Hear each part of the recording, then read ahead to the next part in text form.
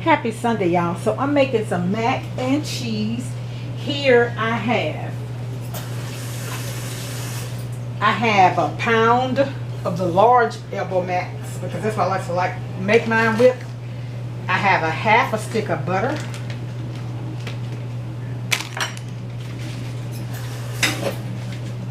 That I mix in there. And I'm adding some velveeta cheese.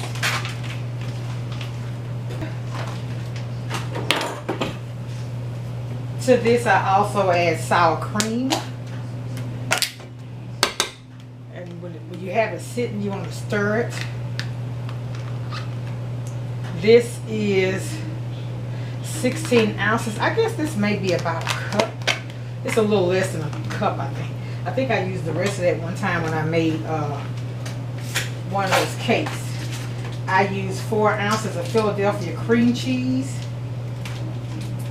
In this recipe, I don't make mac and cheese the way I was taught. We used to put eggs and flour. I don't do that in mine. I don't like the consistency of the, here's my cream cheese. I don't like the consistency of the cheese. I don't like it ropey. I like a more of a creamier texture. Then I have some sharp cheddar. This is a Kroger brand I had. This came out the freezer. So I'm going to go ahead and use this first. Don't worry about if it's a clunk. It's easy to see.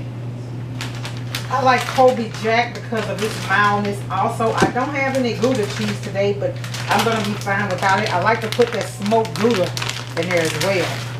But I do have some things I put in it that give it a good flavor. Here is some more sharp cheddar that I'm going to put in here. I'm also going to sprinkle across the top when we get ready to bake it. You do bake this, but like I said, I don't use eggs and I don't use flour in my mac and cheese. I learned to make it that way when I was younger, but I don't use that method. I don't use that recipe anymore. Okay, so those are my cheeses. Then you're going to take, and I like to use half and half. And I get this from Sam's. I think I paid like $1.98 for the quart. Shake it up first. And I guess I put about a cup. Here's my top to it. And I mean, now with this, as in any other recipe, if you're using different cheeses, even if you're using different brand macaroni cheese, it will alter the taste and the recipe. So if you're going to use someone else's recipe, you have to use the exact same brand and everything to get the same outcome.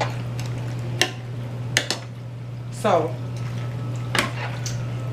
the cheeses have not melted. See how they are? So let's just let this, I'm going to come back, I'm going to let this sit for a little bit. Just let that heat kind of mix this up a little bit for me. I'll be right back. Alright, I'm trying to get y'all in a good frame here. Okay, so this is what it looks like. It's creamy. Now with my mac and cheese, I have to actually go in and stir it. Because my velveeta cheese, because I put it in chunks, it's gonna burst actually when I'm cooking it, if that makes sense. So now I'm gonna tell you something. I'm just gonna keep it crystal clear. This is not a fat-free recipe. I don't make mac and cheese very often because it is fattening. So I'm using pink Himalayan sea salt. I don't have regular salt. This is the kind I got from the Dollar Tree, and the sodium content is pretty high on it. But we're not gonna use very much, just a little. And I put black pepper in my mac and cheese. Love the flavor of black pepper in it. I do. So I may be a little extra heavy-handed. I also use ground mustard. And I got this from the Pioneer woman.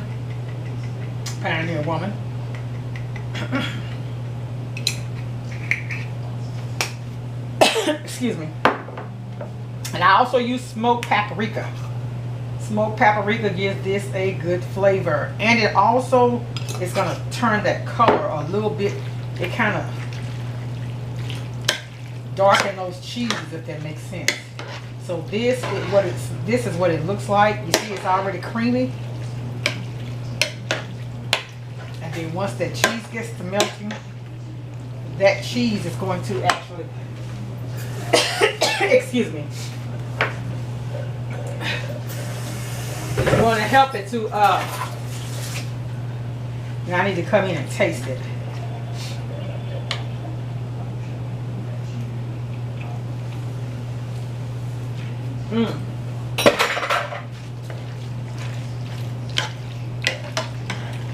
Getting a little bit more salt.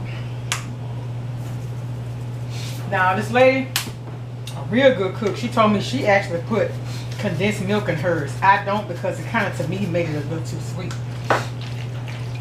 So I don't put condensed milk in it. So this is what it looks like. I'm going to transfer it into a baking dish, and we're going to put some more cheese on top. And I think I'm going to add a little bit more, half and half.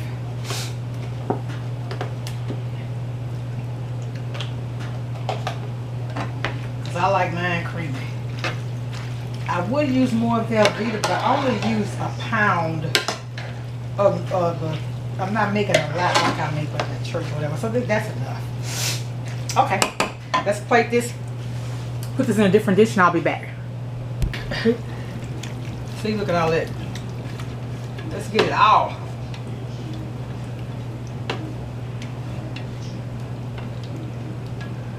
See all that liquid? That's how I like mine. No egg. When your cheese finna making, that's gonna be your binder. Plus, I don't like macaroni and cheese that I could cut with a fork. Mine is too creamy for that. And I mean, that's how you like it. Ain't nothing wrong with that. We all have, you know, we all have the way we like things. Uh-oh, look at that. Absolutely nothing wrong with that.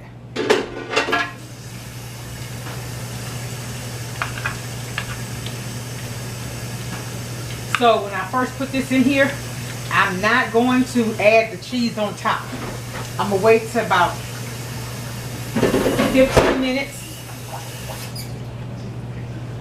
I'm gonna wait till about 15 minutes when I actually go in and add that, stir it, and then put the cheese on the top. So let's get this off the spoon too. Look at that. Look at that. Okay, y'all. So this 15 minutes in, right? Remember I told y'all come back and stir. See the pockets? That's that velveeta. So I just take and stir it.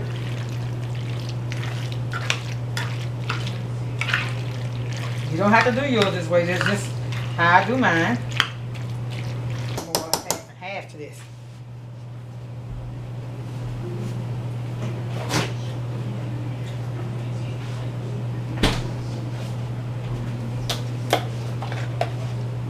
Not a lot.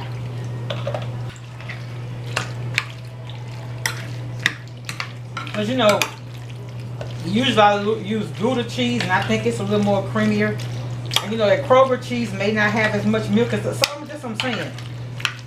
Your recipe alters when you use different things. Okay, so that's good.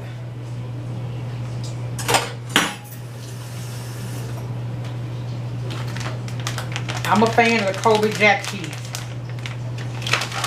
Just because I love the creaminess of it.